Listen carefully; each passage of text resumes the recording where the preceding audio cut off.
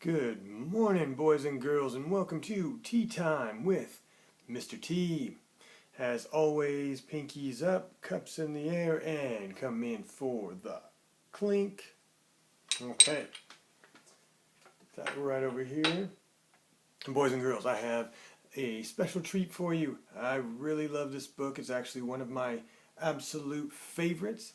It is one that I try to read every year to my class. And so now I get to share it with all of first grade, Tea Time with Mr. T. Granny, how are you? How you feeling after that Bigsby Wolf situation? Is everything okay? Why, yes, Sonny. So what are you doing here? Well, I heard that you were going to read one of your favorite stories, and I just wanted to come along and join. Yeah, that'd be great, Granny. Go ahead and have a seat anywhere you'd like. Granny, go ahead and have a seat. Go ahead. Go ahead and sit down. Over here. Hi, boys and girls. Well, we're certainly glad to have Granny because this is Ding Dong Gorilla. Ding Dong Gorilla. This is by Michelle Robinson. She is the author. Illustrated by Leonie Lord. One of the reasons I really like this story is not only is the story fun, but the pictures are super cool. All right, Ding Dong Gorilla. Looks like pizza. I wonder if that'll have anything to do with the story. Ding Dong Gorilla.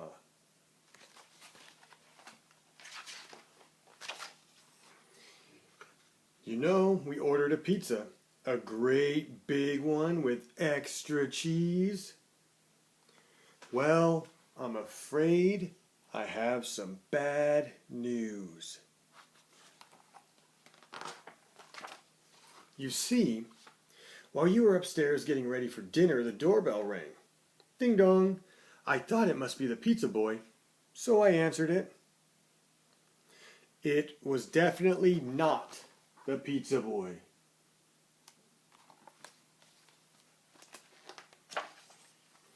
I didn't invite the gorilla in. He just barged right past me. He went straight to my toy box and dumped everything out to get at the crayons.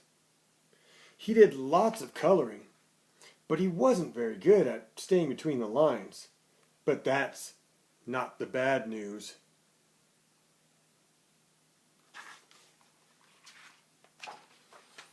When the gorilla got bored, he stomped off to watch TV. He went through all my movies, but at least he put them away afterward.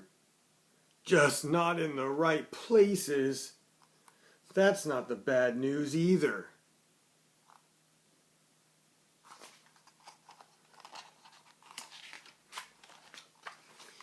Next, the gorilla wanted to play dress up.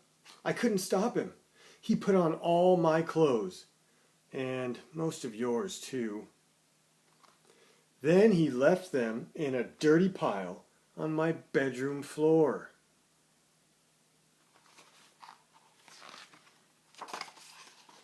But even that's not such bad news. At least he washed some of them. I thought perhaps the gorilla was overexcited, so I sent him outside to get some fresh air.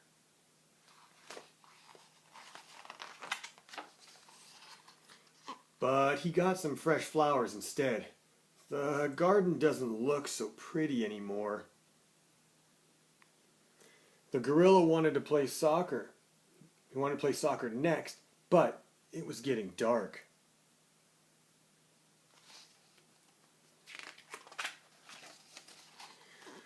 So we came back inside. It wasn't me who broke the vase, or the window, or the chair, and still that isn't the bad news. By now, the gorilla was getting really hungry. I was a bit scared, but he wasn't interested in me. He wanted to bake a chocolate cake. He had just turned on the blender when the doorbell rang again. This time, it really was the pizza boy. He looked surprised to see us. He ran away before I could pay him. I suppose that's quite good news, really.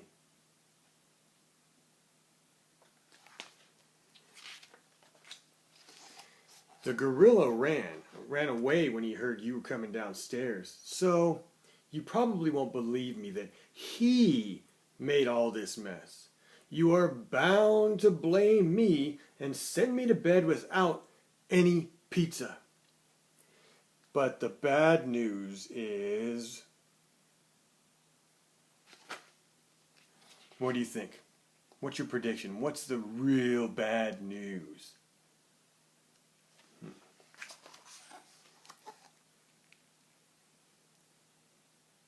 There isn't any left. No pizza left. Oh no. So boys and girls, that was Ding Dong Gorilla, one of my favorites. Was your prediction right? So, a couple questions to ask yourself, and you can also answer by telling the person sitting right next to you. You can tell them who were the characters in this story. And then, what was the setting? Where were they? Where was this story? And finally, what happened at the beginning of the story? What happened in the middle? And what had happened at the end? What was the really bad news? Alright, boys and girls, I really hope you enjoyed that. I always like sharing that one.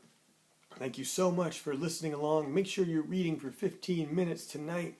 Have a great Monday, and I'll see you next time. Bye.